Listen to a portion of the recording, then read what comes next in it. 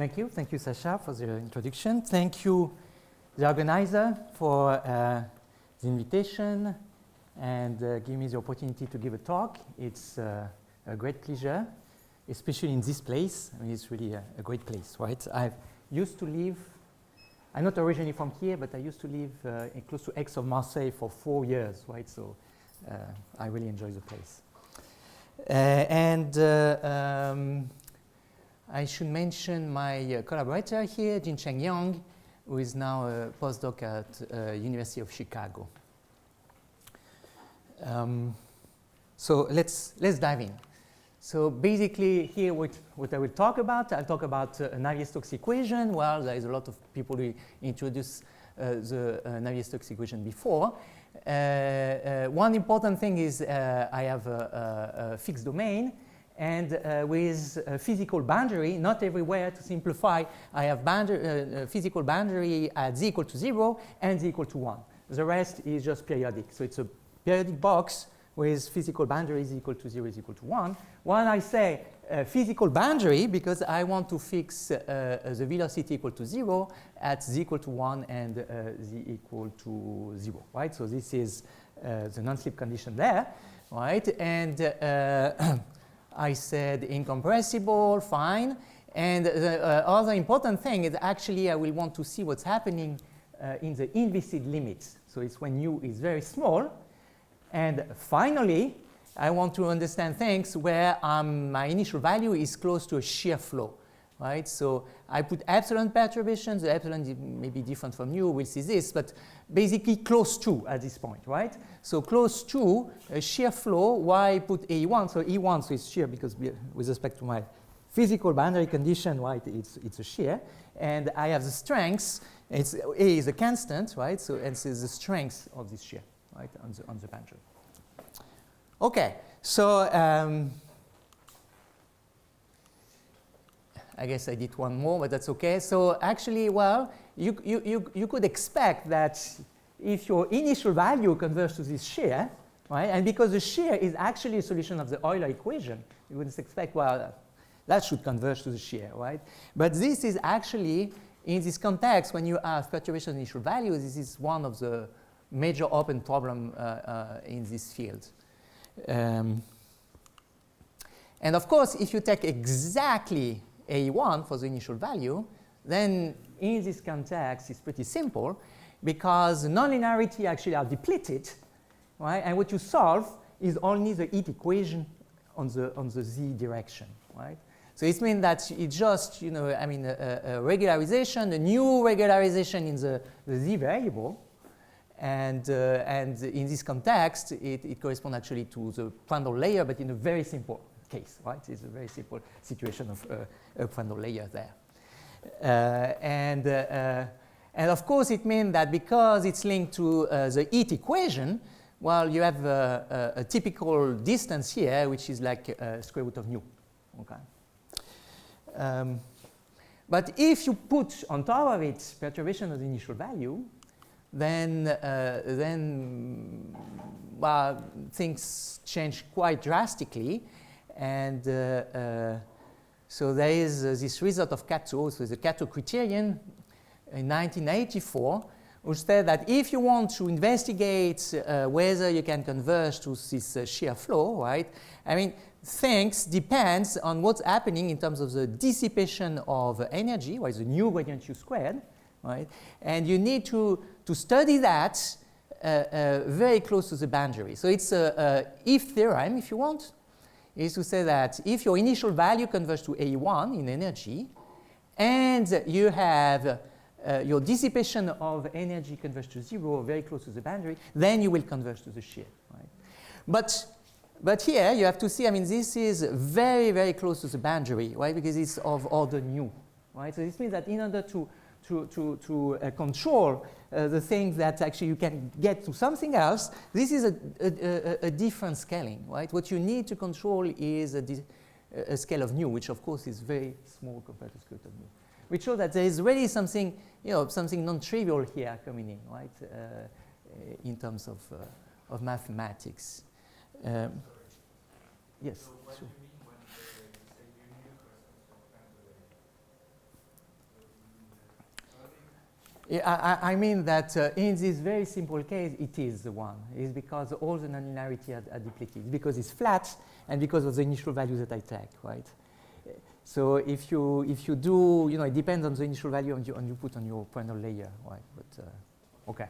But I will say a word later about that, right? But yeah. In terms of looking at what happens to the Poynter layer, usually it's very complicated. If you take exactly this initial value, then it's simple there, right? But of course, if you take a perturbation as the initial value of that, then it's another story. But in some way, what I want to talk today is not about that. It's not about what's happening with respect to this scaling. What I want to talk about is more things which happen in a smaller scaling when you can get out of those theory of Poynter layer. And that's actually a very good point, because then I can show you this picture of Wikipedia that you've certainly seen before, right? So this is an airfoil, right? This is the airfoil and the air that you have. And when you talk about Poynter layer, when things go well, right? That's basically here. So you can see that the flow, which for me it would be like a shear very far here, right? Is in this direction.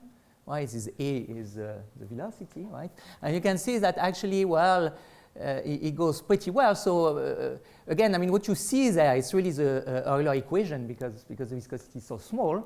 It's known that the viscosity have a big effect close to the boundary, but here is when you have, you have basically still the shear flow, right?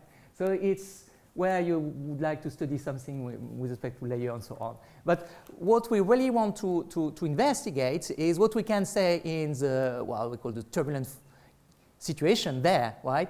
Where you have, what physicists call layer separation, because, here you can see you still have your shear flow, A1, but it's separated by a zone here, right? Where you have something else, right? And that's basically the thing. We would like to say, can we say something about when things go really, really bad, right?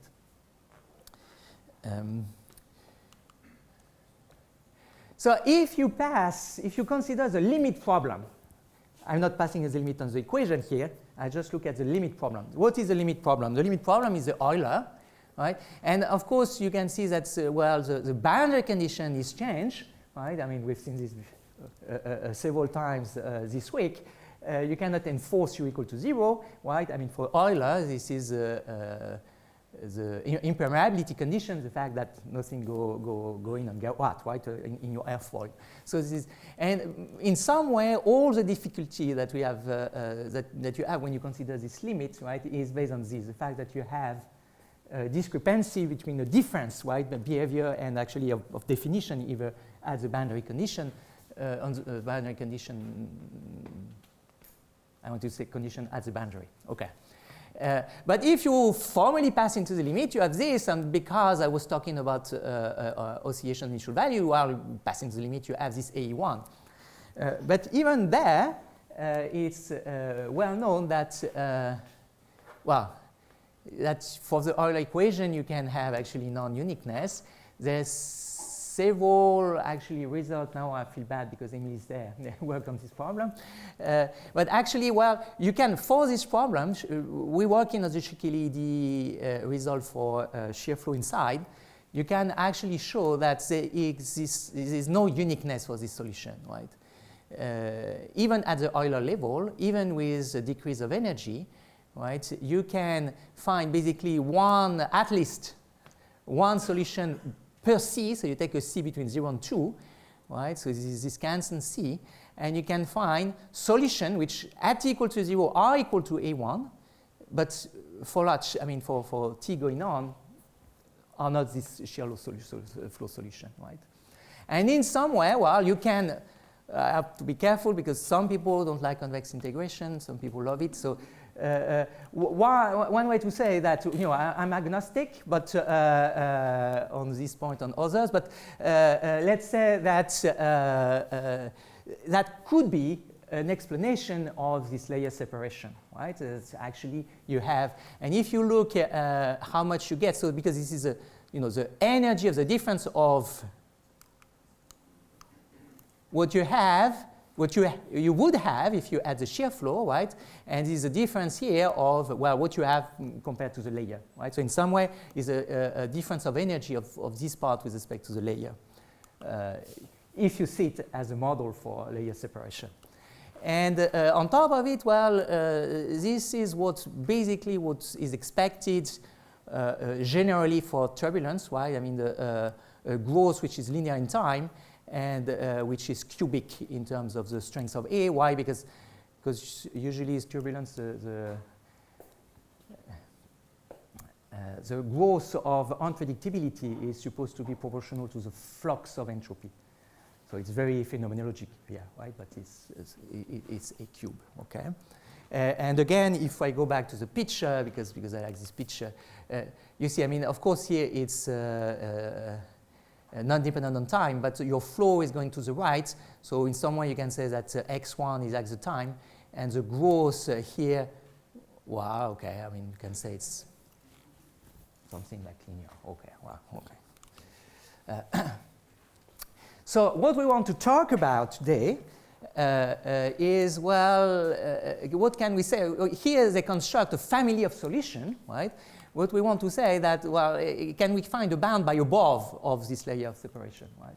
Say that actually you couldn't get more than that. But of course, when you consider the Euler equation, right, the Euler equation is pretty bad to work on those kind of things, because you want to have a general initial value. I mean, it's a sort of stability that we are looking at. Well, it's hard to work on that, right? While at the Navier-Stokes level, you know, you have always, for any new positive, you have one solution, at least, the Loret-Hopf, right? And you can work on that. So what we want is to replace the notion of solution of Euler by being a weak limit of Navier-Stokes, which is two family of things which may be different, right? Because a limit of Navier-Stokes, a weak limit of Navier-Stokes may not be solution of Euler, and the solution of Euler may not be limit of Navier-Stokes, right? But it's to say that actually I will work with a limit of solution of Navier-Stokes. And that's the theorem that we have. So it works for D2 equals 2 or 3. It's fine. And what we find is a universal constant, which might not be 2. It exists, right? So that if you take, so it's a double limit here, right? So for any new positive, you take your solution of this problem with an initial value, right, which is not exactly AE1, but we will converge to AE1. So basically I say that my u converges in L2 to AE1, but with no rate in terms of nu, right? I then construct, take a Loret solution of that is given to me. That gives me one Loret solution at nu fixed for a perturbation initial value. And because those solutions are bounded in energy, I can always take up to a subsequence a weak limit of that, right? And what I want to work with is weak limit of that. Oops, here. So I consider any weak limit of sequence of Loret-Hopf with perturbation initial value, and I claim that we can show that, well, the layer separation cannot be worse than what is predicted by the convex integration theory. Okay. So obviously does not answer the big question. The big question would be, do you converge to actually the shear flow, right? So I would say that if someone can show that you don't always converge to the shear flow, then that's a good result. But of course, that's a very hard problem, right? Okay. And in this direction, I don't have much time, so I didn't talk. Yeah, that's why. Okay, so very good. So there is another direction I kind of like this result, and is about, you know, trying to reconcile the notion of non-uniqueness and pattern predictability. I mean, non-uniqueness is still something pretty weird for us. I mean, we claim that this model, Euler, is a good model. I mean, it's used for weather predictability, which works pretty well, right? And still, we have something which have non-uniqueness. So at one point, we have to say something about that, right? So this is, again, a bit... okay, so here, basically, I say that's one way maybe to see how we can reconcile the two.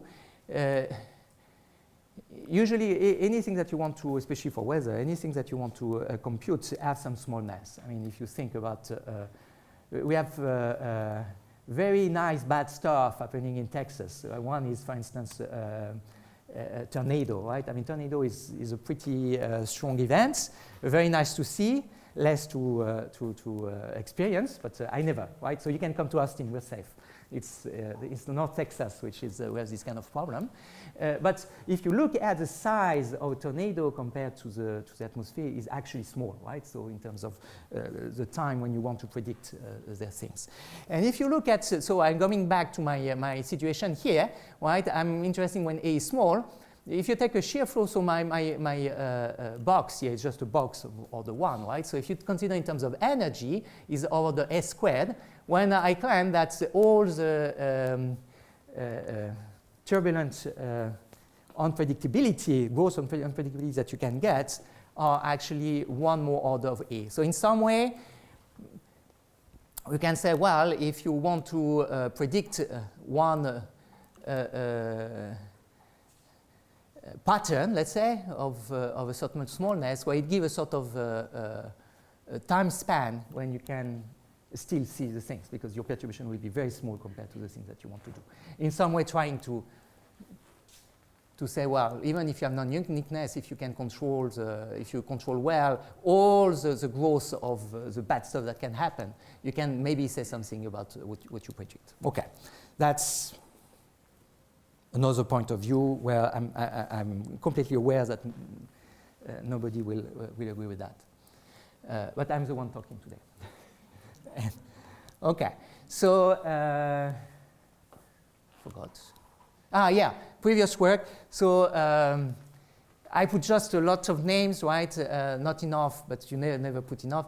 It's basically to say that this problem, right, there is several levels to see it, right? You talk about Prandtl layer. Even at the Prandtl layer, there is a lot of question depending on what you put there. There is a situation when it exists, not exist, stable, unstable. It's very hard question, right? But it's a very different scaling of what I'm doing there. Well, I'm really looking at situation where in the general situation, I mean, just with the kind of energies that I put on my perturbation, everything collapses and at the layer level, right? So it's not there. It's more linked to work around the Kato criterion, right?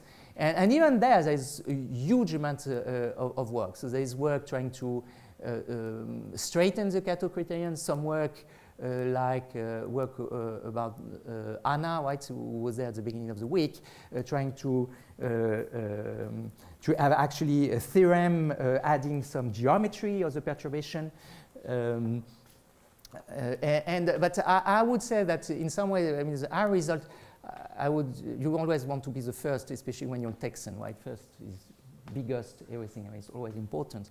If you really stay exactly in the Kato situation, right? That's a wide L2 perturbation on the initial value. And I think that is the first real theorem that you can get. I mean, non-conditional theorem that you can get there. Yes, as I said, right, I mean, of course, the important question, I mean, the most important question certainly is to see whether you converge to this damn layer or not, right, in this kind of limits. But we are extremely far from that. I mean, I've cited the result book Master of Equal, but, you know, first, it's not about Butler resolution. It's without boundary. So we are very, very far from there, and I think that is really completely open. This. I talk about suitable, but actually I forgot to take this out. We don't use suitable, just Loret.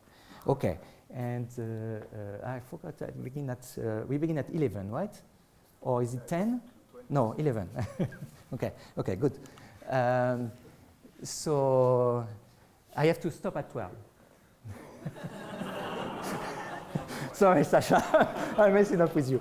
Okay, no, it's fine, I will flat your time. Okay, so general idea. So I've cited, so this is something I took from a review book of Maekawa and Anna here, because I think they said it far better than I could say in my text in French, or French text or whatever.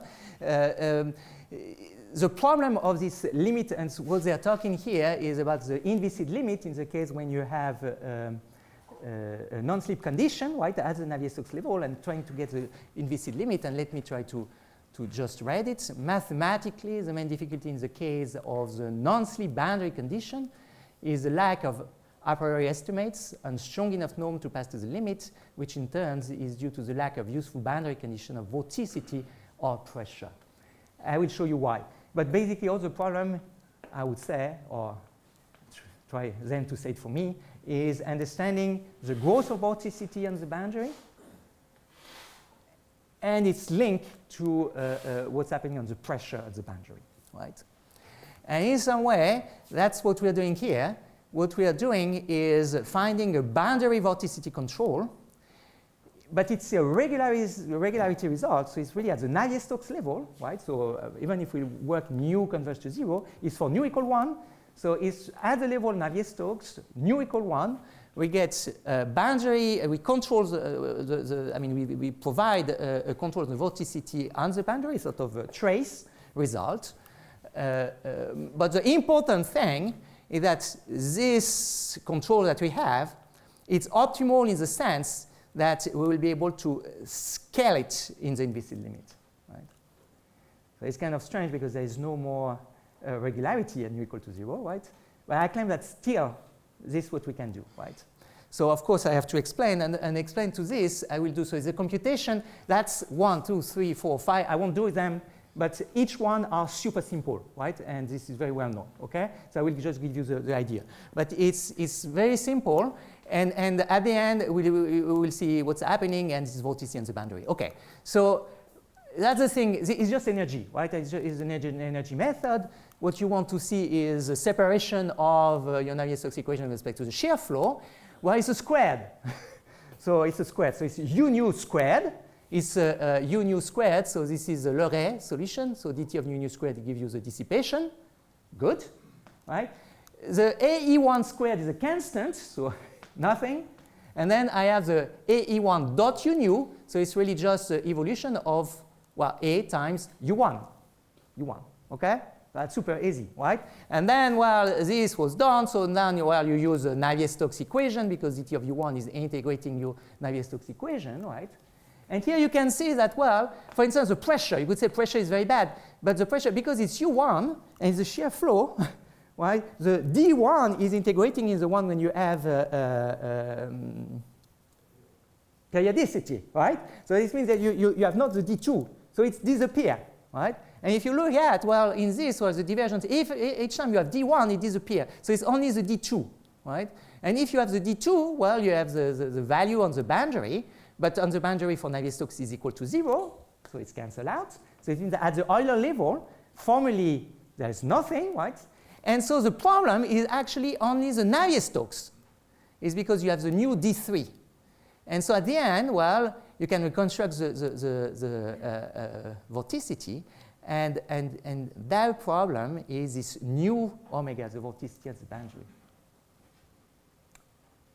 There is a couple of things I should say. The first one means that if you have Euler, then you have is 0, right?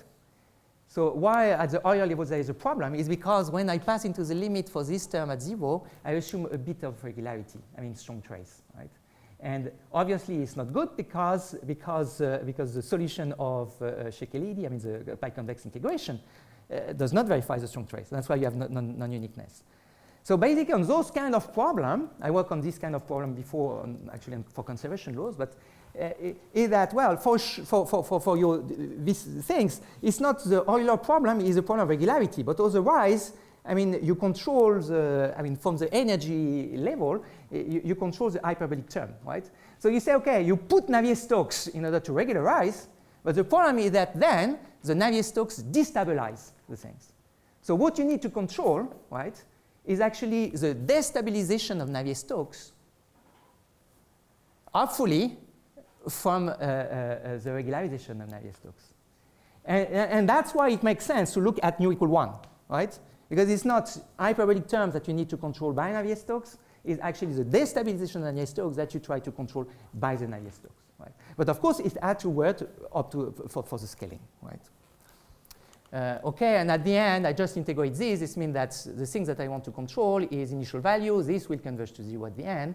And basically, this is just the integral of nu omega compared to the nu gradient u squared, right? So this is where I'm trying to do something. And from that,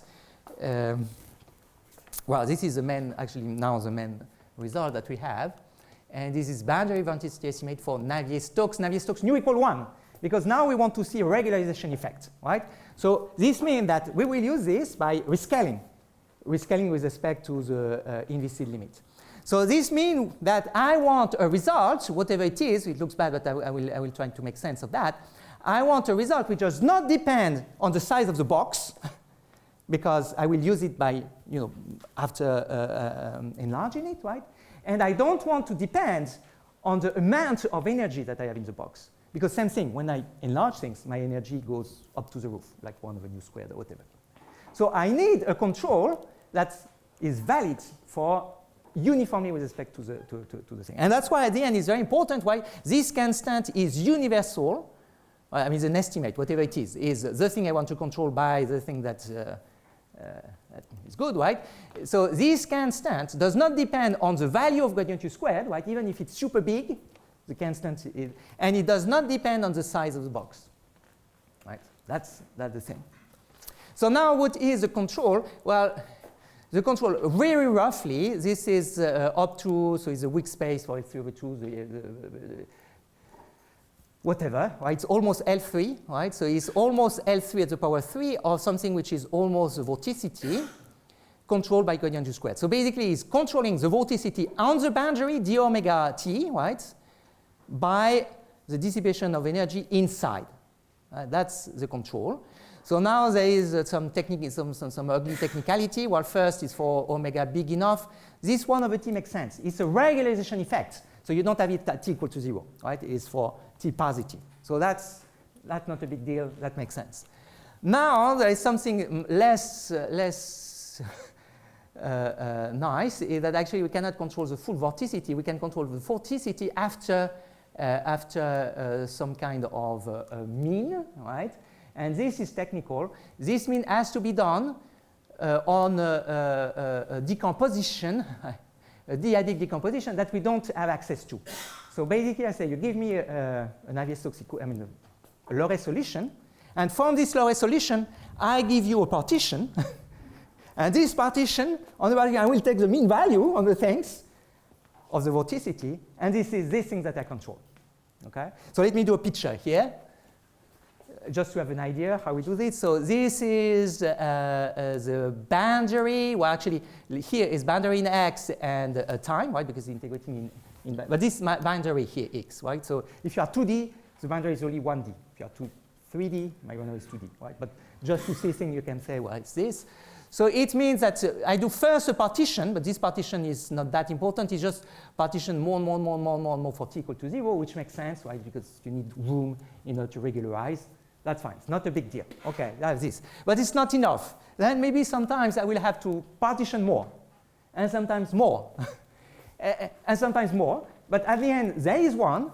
And now I replace on each of those things, I replace my vorticity by the mean there. And this is this quantity. This is this quantity which has the things that I want. Okay? So it's weaker. It's weaker than just having the vorticity, unfortunately. But we will see that for the problem we have, it's enough. So basically, up to the limit case, up to these mean things, basically we control the L3 over 2 at the power 3 over 2. It's very important, right? It's not only that I control the L3 over 2, it's that it's with this kind of power, right? Because I want to rescale with respect to the scaling of inviscid. So you see here is not 1 over nu, right? It's really inviscid because I go from Navier-Stokes 1 to Navier-Stokes nu, right? And when I rescale, well, look at that. It's exactly the control of nu omega, well, up to the mean, by the control of nu gradient u nu, right? This is just a rescaling. But it's very important, right? I mean, if you add it here less than 3/2 or you have a square root, then you cannot rescale it, right? It doesn't go. So it's really exactly the scaling. That's what I say. It has to be scalable, right, to get this. And basically now, I mean, oh, sorry, yeah, well, this kind of idea to have estimate which are rescale actually came from 1D conservation laws. I love 1D conservation laws, so I'm very happy to say that this idea which comes from there. Even of course the technicalities then are very different. But if we go back to the problem we had, right? Basically we said that if you want to control this quantity, the bad stuff is nu omega on the boundary, but it's it's the full integral, right? It's just the integral that you want. So if you have already took the mean value of your domain, because they are disjoint, right? I mean, taking the integral of the mean value or the mean value of the integral of the function is the same, right? So this means that actually this pre-average is no problem, right? We can replace it. That's why we're fine with it.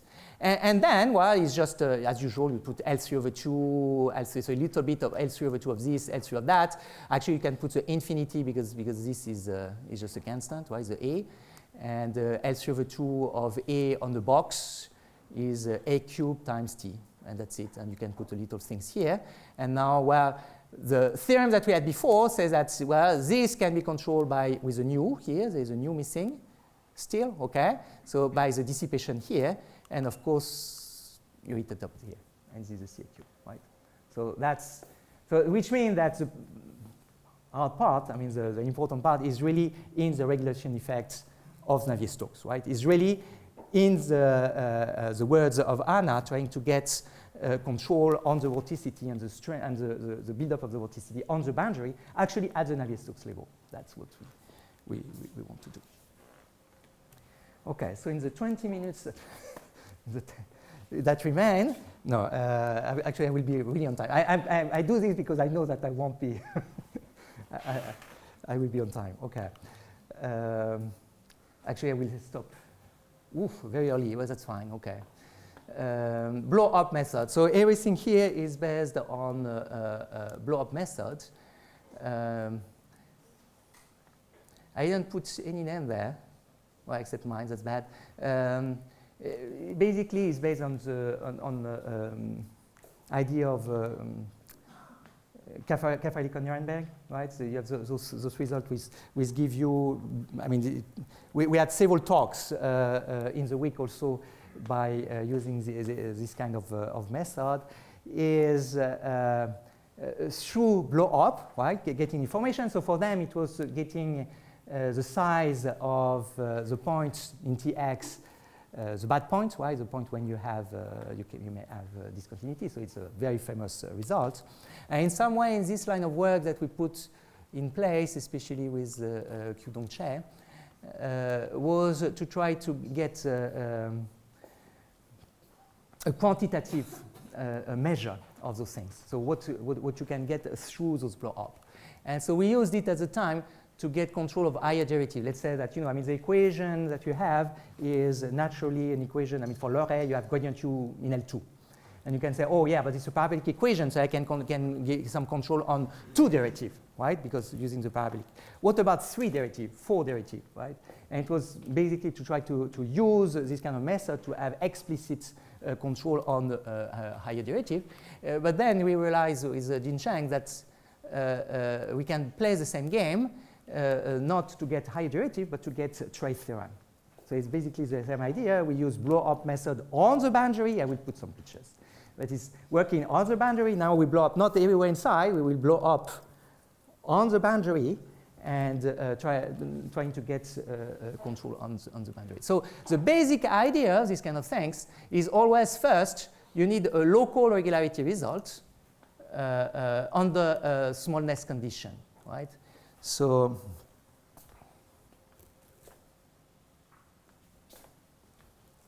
basically the lemma here, and I cheat, right, because I have not a good lot of time, right, is basically you have your boundary, right, is the same picture as before. So this is x, this is square root of t, and I want to control things here. So first I will say, well, if I blow up on the boundary here somewhere, and I will put everything over the 1, right? So it's everything over the 1 because it's rescale, and over the 1, I want to say, well, so this is Tx, but of course we have the z direction, right? We have on top of it. So I say that if you take a bubble on top of it,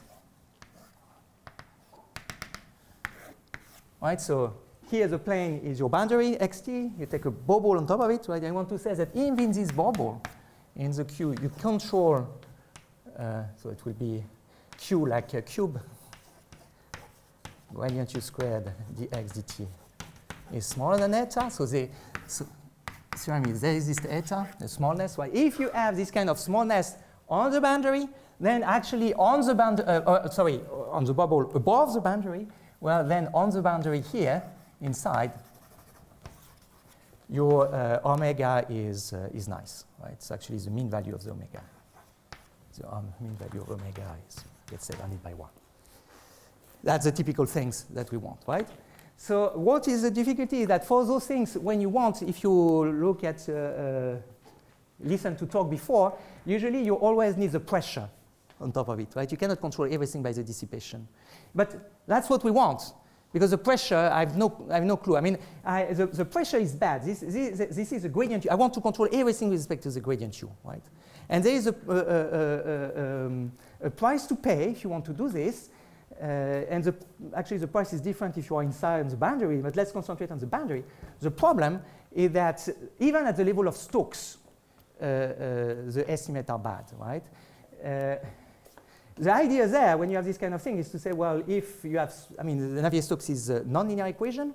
It's a non-linear equation, so U cube, if U is small, U cube is even smaller, or U squared is even smaller. So it's basically to say that, well, if you have some smallness condition, you will be able to control the non-linearity. It's just Stokes, right? But you cannot get better than Stokes, right? And for Stokes, if you look, for instance, the book of Seregin, there is a counter-example for omega, right?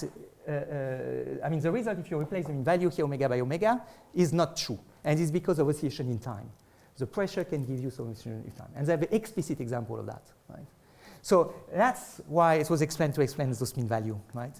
Those mean value is to cancel out the problem of the pressure, right? And now you have the Stokes if you take this, right?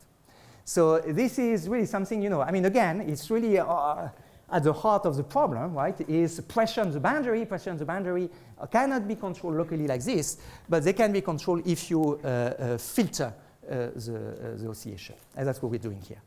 Okay, so that's basically the lemma that we have locally. And what you want to do then, I mean, this is a general, I mean, the theory of elliptic equation, really, but this was at the heart of the theory of Kofelikon-Nierenberg, is that you want to rescale this with respect to the Navier-Stokes equation. So now, you know, you zoom in, and if after zooming in you have some smallness, you say, well, done, right? And you want to recollect everything, right? So now, in 2 minutes, that's the proof.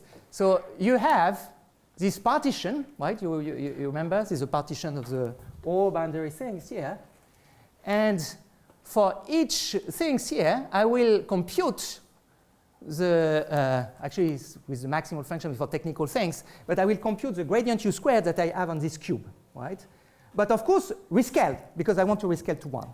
So I take, you know, the cube above, this bubble above my domain. I rescale, I zoom in order to have my Q, which is over the 1, right? Is over the 1. And here I compute the gradient U squared. And I say, well, if it's too big, then I'm not happy. So I will cut it again, right?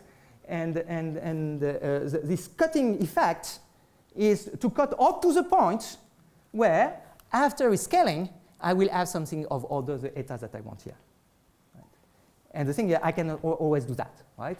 So I can always find a because, well, this is the way, it's a d-adic way. So here's the exact computation, but it's basically it is to say that, you know, in your domain, you have always, you can, I don't know where the energy is, but at one point, I will be able to localize and put all those bubbles which are exactly over the eta. And if they are over the eta, I say, okay, but then I have this local theorem which says that, well, then I control on the boundary here, I control the vorticity, where if it was bounded by 1, if I take the L3/2, well, it's bounded by whatever, by 1, okay? So we have to be careful because it's actually a regulation effect, so it's inside, and I want it everywhere here. These technicalities, which is due to these maximal functions, I will just not talk much about that, right? But the idea is that, so you zoom, you have the eta, you use your local, and you resume. You look at this control, how through the universal scaling of Navier-Stokes, how it gives you control back, right? Oops, no. No, and not yet. And then, well, when you rescale, it gives you some power of 2, right? And you want to recollect them, right? So you want to recollect them. So you want to say, okay, it's a little bit of the integral of the 3/2 plus a little bit of 3/2 plus a little bit, blah, blah. And and why 3/2? Because this is exactly the scaling. I mean, that recollect everything with the right scaling, right? I mean, so that you recover exactly the L3/2 integrating everywhere. And that's why, at the end, you have the integral of L3/2 compared to the integral of, well, maximal of gradient U. And this is this things of maximality which give the loss in terms of the vector space, right? The fact that L3/2 infinity. I mean, that's... and I think that now, I mean, to finish 5 minutes in advance is okay, right? Yeah, okay. So if it's okay, then thank you.